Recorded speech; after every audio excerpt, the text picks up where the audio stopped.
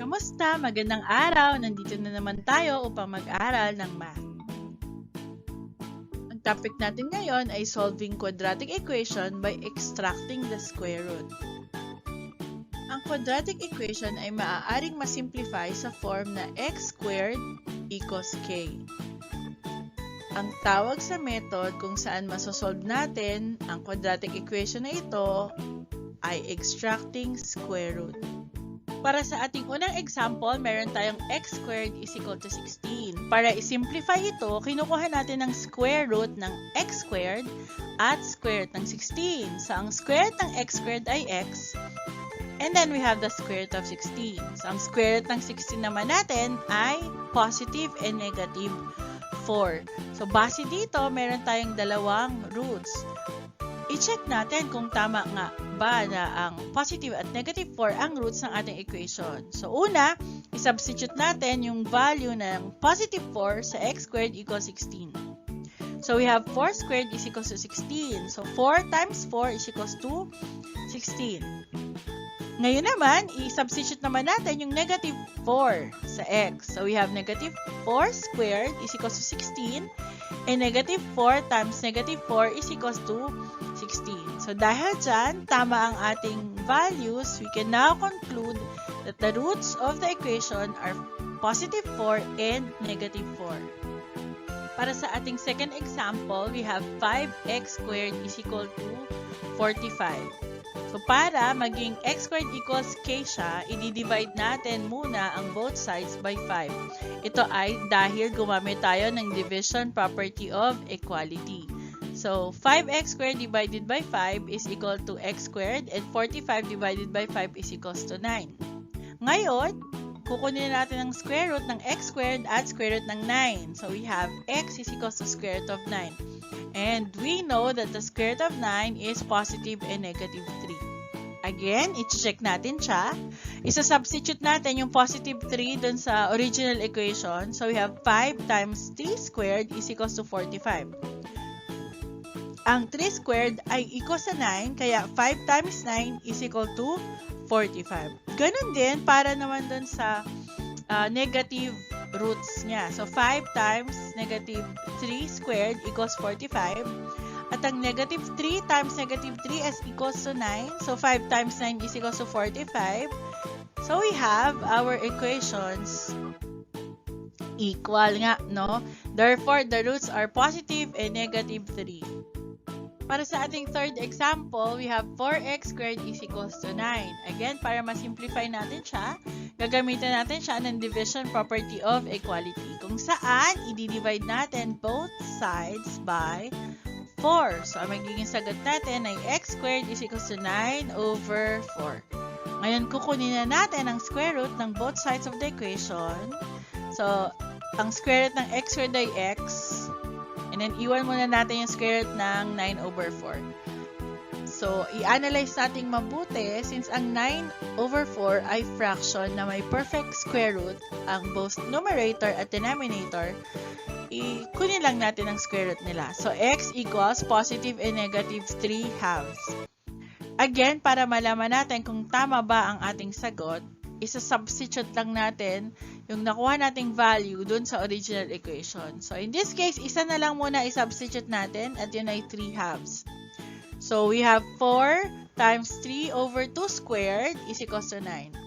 Kapag nag-square din tayo ng fraction, ini-square natin yung numerator and then ini-square din natin yung denominator. Thus, we have 4 times 9 over 4 equals 9. At kapag meron tayong ganitong fraction, i-divide natin yung 4 sa 4, may iwan na lang yung 9 equals 9. So, therefore, the roots are positive and negative 3 over 2. So, pag meron tayong ganitong klaseng equation, ititreat lang natin tong binomial na to as 1 kasi nakapalaob naman siya sa parenthesis. Therefore, ito pa rin yung form na x squared is equals to k. Kung saan, kukunin natin ang square root nito at ang square root ng kabilang side of the equation. Thus, we have x plus 2 equals square root of 25.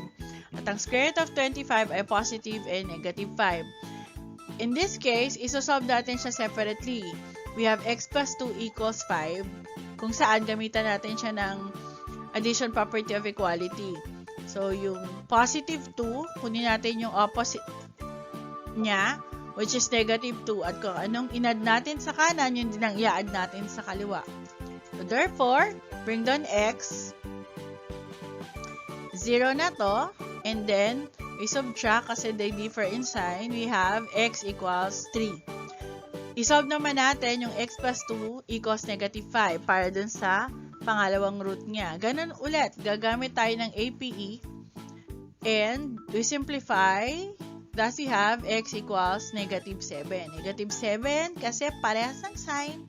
Kaya inad natin. Now, to know kung tama ba yung sagot natin, we're going to check by substituting 3 muna and then negative 7 to the original equation. So, we have x plus 2 or quantity x plus 2 squared equals 25. Substitute muna natin yung 3 sa x. So, 3 plus 2 is 5 squared equals 25. So, 5 squared is equals to 25. So, alam natin na yung 3 ay real roots siya. And then, try naman natin yung negative 7. So, ganun ulit. Substitute natin siya sa x. So, negative 7 plus 2, quantity squared equals 25. So, negative 7 plus 2 is negative 5 square. And negative 5 square is also equal to 25. Therefore, our roots are x equals 3 at saka x equals negative 7. So, minsan, may mga example tayo na wala siyang perfect square root. So, kapag ganito, ang gagawin natin ay i-factor natin yung value ng k kung saan yung isa sa mga factor dapat ay may perfect square root. So, in this case, 12. So, ang factor niya ay 4 and 3. Thus, we have x is equals to the square root of 4 times 3. So, dahil may perfect square root ang 4, yun ang ilalagyan natin ng square root. Ilalabas natin siya. And then, iiwan natin sa loob ng sign yung 3. Thus, we have x equals 2 times the square root of 3. And this will be our final answer. Pero, ang tanong, tama ba siya? I-check natin. So, x squared is equals to 12. Again, isa-substitute natin yung value, which is 2 square root of 3, dun sa equation. So, when you simplify that, yung 2 magiging 4 at yung square root of 3 ay magiging 3 and then we multiply. 4 times 3 is 12. Dahil nag-equal siya, the roots of our equation are 2 square root of 3 and negative 2 square root of 3. So, same lang yon when we check the negative root also.